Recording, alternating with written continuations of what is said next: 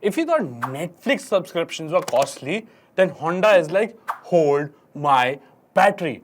Because in order to run the brand new Activa E, it is going to cost you a minimum of 28,000 rupees a year. Aren't EVs supposed to have low running costs?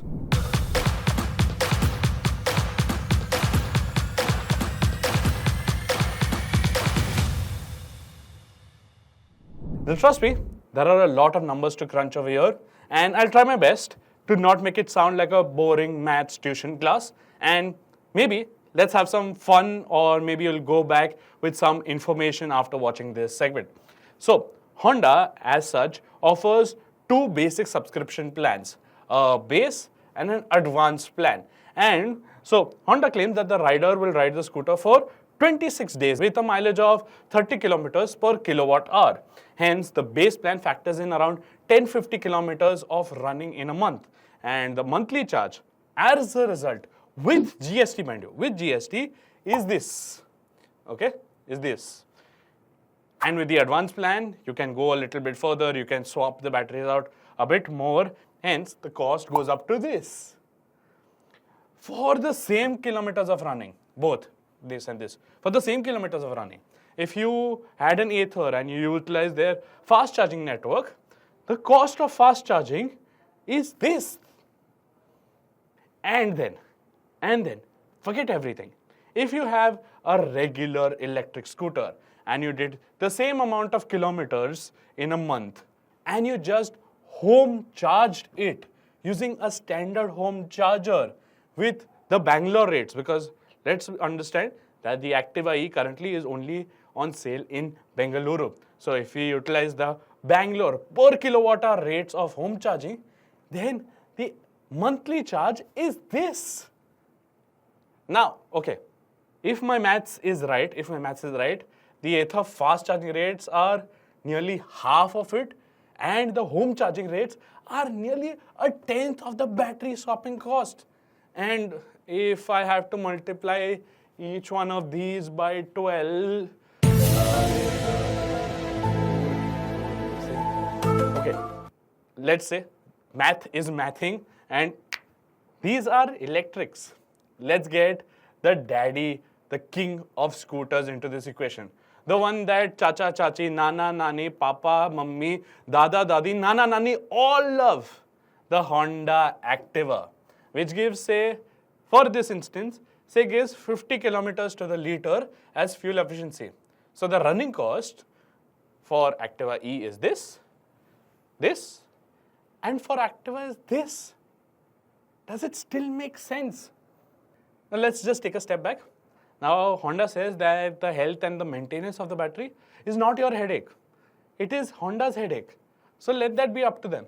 And hence you need not worry about what happens to the battery.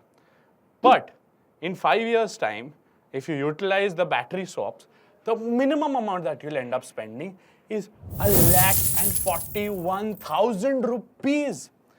Comparatively, if you say utilized a standard home charger for any other electric scooter and if you were to replace the batteries at the end of 5 years, because up until then, most trusted brands will give you a 5-year battery warranty minimum that is there. The cost of a brand new battery will still be 60,000 rupees, or at least say 50% of the scooter cost. We are inflating it, but still 50% of the scooter cost. So, understanding these numbers is crucial when it comes to the Activa E, because hopefully before we dive into the actual review of it, this should give you a slightly clearer picture into the ownership experience of this brand new electric scooter.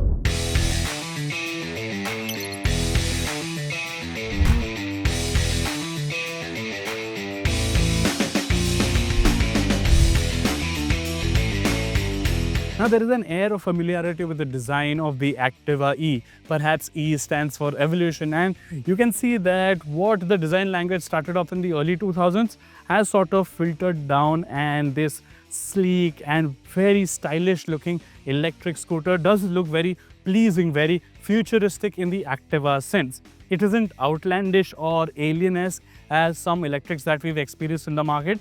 And even the colors are very pleasing to the eye, very appealing to the family buyer. And this blue is certainly our pick of the lot.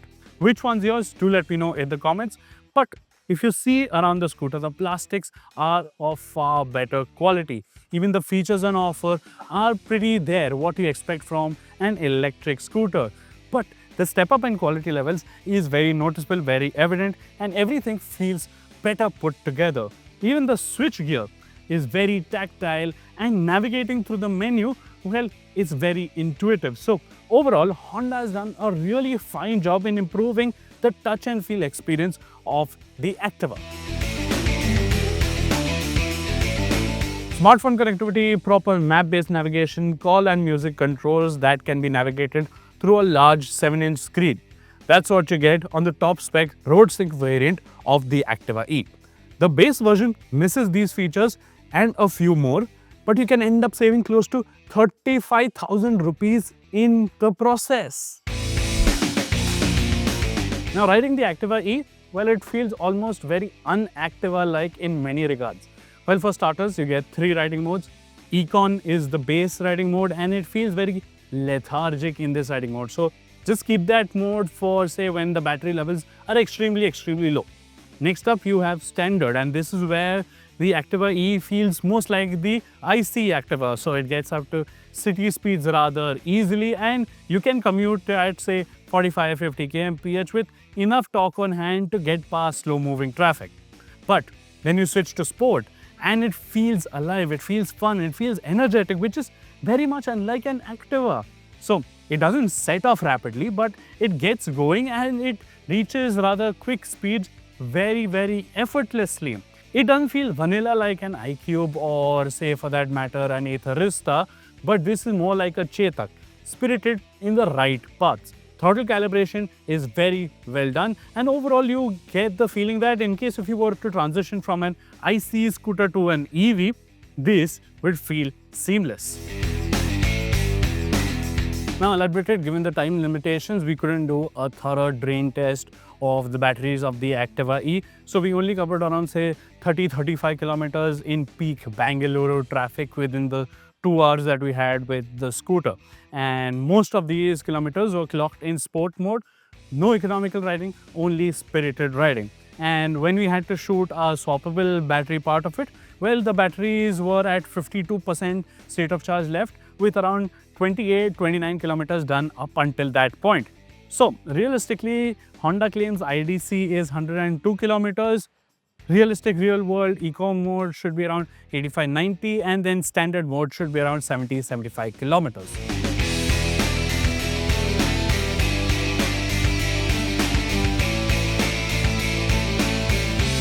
How do you, say, swap the battery? Well, first, obviously, you stop it, you open the seat over here, and then when you come over here, you loosen these flaps. So make sure that these are ready. Then Honda also provides you this RFID sort of tag. So you're supposed to press the tag. It's telling me to place the 2 batteries there first. You remove one and insert them here. Now we wait. Now they are checking the batteries, checking. Okay, now it's telling me to remove from there. And as you can see, these 2 are glowing over here. So basically, I get this one out and load this in, get this one out and load this in. Don't forget to press this flap, and that's how you swap the battery. And I've got a full charge. So if I just go up, as you can see, full charge on both batteries. Now there's only one place on a scooter where you can put swappable batteries, and that is under the seat, and as a result, the entire convenience factor of getting a scooter goes away. So there is absolutely no storage space. Well, actually there is a little bit. So you can at the best have a toiletries case and maybe, say, a small bottle of water under the seat. And that's as far as the convenience factor on the Activa E goes. Lack of storage space aside, Honda's got the other essential scooter bits in place on the Activa E. The riding posture is spot on for riders of nearly all heights, and only the extremely tall bunch might find the floor space to be a bit less. Filtering through Bangalore's torturous traffic while avoiding potholes was a challenge in the scorching heat. Nevertheless, the Activa's balanced ride made commutes, especially spirited ones, a breeze. Braking is quite solid for its intent, and CBS works well. It could have been a little softly sprung. It isn't able to soak up any unmissable pothole, with the rear end making sure that the rider feels a thud every time.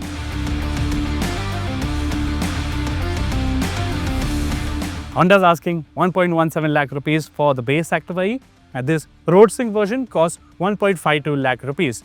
For that extra money, you're getting a larger TFT screen with smartphone connectivity and navigation, plus a few fancy touches here and there like diamond cut alloys. And you can definitely live without these and end up saving the cost. So let's start with the good bits about the Activa E. It feels like a seamless transition from ICE to EV. It doesn't feel very different from the Activa, but still it has its own personality. It feels fun. This is definitely the fun Activa. Yes, it sounds paradoxical when you put fun and Activa together in the same sentence, but that's what it is. It lets you go up to say 80 kmph very easily in sport mode, and it's a thrill there. Where the negatives of this come out and what holds us back from recommending it wholeheartedly are the lack of convenience features on offer and the ride quality. Let's start with the ride quality because that's not a big issue. It is definitely on the firmer side. It's not quite as plush and absorptive as we found on the regular Activa. And as for convenience, well, there is no underseat storage space. Like you mentioned, there are two large battery packs underneath over there. So storing anything below the seat, the toiletries thing was a joke. You can't really store anything else. And even swapping out the batteries for that matter, it's not a very cost-effective solution. It's definitely on the pricier side. So perhaps Honda would have worked out, say, a hybrid system like we've seen on the Hero Vida, or for that matter, the simple one, where there is a fixed as well as a portable battery solution. That would have been far better because right now, Honda doesn't have the first mover advantage when it comes to electrics like it did with proper scooters back in the early 2000s. So we still need to spend a lot of time understanding the swappable battery technology and how effective or how convenient it is actually to overlook the lack of underseat storage area. But sadly, we can't do that because the Activa E is currently only available at the time of recording in Bengaluru only, and Honda plans to expand it only to Mumbai and Delhi in a few months' time. So Honda will first set up the charging infrastructure for it and then make it available in rest of the cities. And as for the rest of India, which are besides these three cities, well, we are better off in case if you want an electric scooter from Honda with the QC1, the video for which should drop very soon on the channel. So what do you think of the Activa E? Are you interested with this version of the Activa? Do let us know in the comment section below. Don't forget to like and share this video, subscribe to our channel, hit the bell notification icon, and we shall see you very soon.